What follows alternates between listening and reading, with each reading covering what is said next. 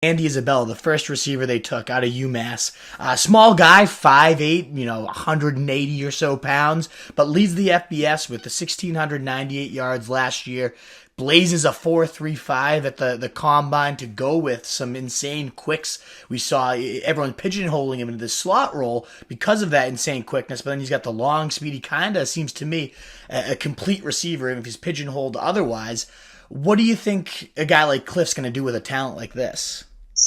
I don't know. You know what's funny is the Andy Isabella is a kind of an interesting guy. Like you're saying, during the season, I always like to check the passing stats for teams across the country. Just after a game, I'll just kind of see who's doing good, see who's throwing the ball around a lot, and I always end up checking the receiving stats. And Andy's name always came up, and I didn't know anything about him.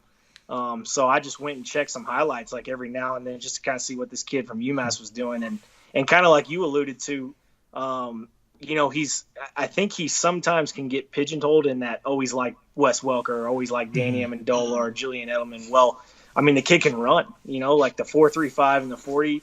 And I think for a long time in the country, he led the nation in like yards per catch, like for weeks and weeks. So, I mean, just watching the highlights, the brief stuff that I've seen on him, he can get downfield, and that's a trait that's definitely needed in this offense. You definitely need a guy that can take the top off the defense and make some runs after the catch and definitely get downfield past those safeties and just let them throw it deep after taking some shots underneath. So, he's an interesting guy because I think he can do a lot of the slot stuff too. I think he's kind of built that way to be a slot guy, but he can run like an outside guy. So much like Christian Kirk, I think he's going to be a pretty dynamic guy.